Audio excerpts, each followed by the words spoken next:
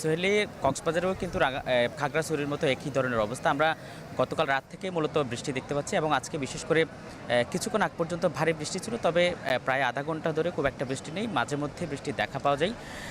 বৃষ্টি আসলে কক্সবাজারে পর্যটক যারা এসেছেন দেশের বিভিন্ন প্রান্ত থেকে, তাদের কাছে কোনো ধরনের বাধা হয়ে উঠতে পারেনি, কারণ এই বৃষ্টির মধ্যে সমুদ্রের যে দারুণ একটা অপরূপ দৃশ্য তৈরি হয় সেটি উপভোগ করার জন্য মূলত এই বর্ষা মৌসুমে দেশের বিভিন্ন প্রান্ত থেকে লোকজন ছুটে আসেন। আমরা সেই দৃশ্যটি মূলত দেখতে পাচ্ছি সকাল থেকে, একদম ভোর থেকেই শুরু করে এখন পর্যন্ত।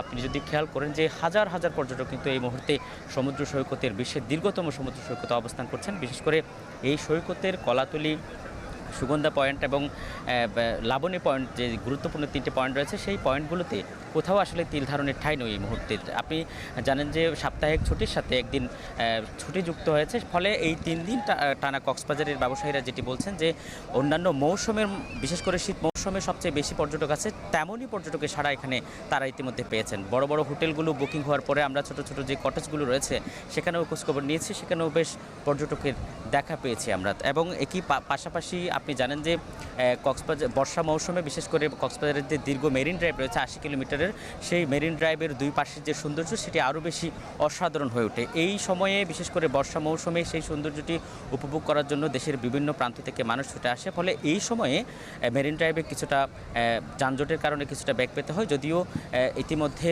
সেনাবাহিনীর তত্ত্বাবধানে সেখানে আরও বেশি রাস্তাটি প্রশস্ত করা হচ্ছে, এবং ফলে আগামী মৌসুম থেকে সেই সড়কটি আরও বড় হয়ে যাবে এবং দেশের বিভিন্ন প্রান্ত থেকে যারা ছুটে আসেন তাদের জন্য আরও বেশি অসাধারণ হয়ে উঠবে এই জায়গাটি। এবং পাশাপাশি আমরা যেটি দেখেছি যে রামুর যে বুদ্ধবিহার থেকে শুরু করে কক্সবাজারের ছোটো ছোটো যে পর্যটন স্পটগুলো আছে সেখানেও পর্যটকের বেশ উপস্থিতি আজকে দুপুরের পর থেকে বেড়েছে, এবং আগামীকালও সেই একই ধরনের পর্যটক দেখা যাবে। এবং ব্যবসায়ীরা যেটি বলছেন যে আসলে রাজনৈতিক পরিস্থিতি স্থিতিশীল থাকলে তাদের ব্যবসায় কোনো ধরনের ব্যাঘাত ঘটে না, এবং সেটি তারা বিশেষ করে গত 5ই আগস্টের পর থেকে পরিস্থিতি স্বাভাবিক থাকায় এখন গত নভেম্বর থেকে শুরু করে 24 সালের নভেম্বর থেকে শুরু করে এখন পর্যন্ত কোনো ধরনের ব্যাঘাত তাদের পোহাতে হয়নি। সব মিলিয়ে বলা যায় যে এখন দেশের বিভিন্ন প্রান্ত থেকে ছুটে আসা পর্যটকরা তাদের গুরুত্বপূর্ণ সময়গুলো এই সৈকতে উপভোগ করছেন। কেউ প্রিয়জনের হাত ধরে ঘুরে বেড়াচ্ছেন, আবার কেউ কিটপটে বসে সমুদ্রের যে উত্থাল ঢেউ এবং সেই সাথে আকাশের যে অসাধারণ মেঘমাল্লার সৃষ্টি হয় সেই বিষয়গুলো, সেই দৃশ্যগুলো তারা দেখে সময়গুলো অতিবাহিত করছেন। সোহেলি। আজিম, ধন্যবাদ আপনাকে। দর্শক, কক্সবাজারে পর্যটকদের সমাগম নিয়ে আমাদেরকে বিস্তারিত জানাচ্ছিলেন সহকর্মী আজিম নিহাদ।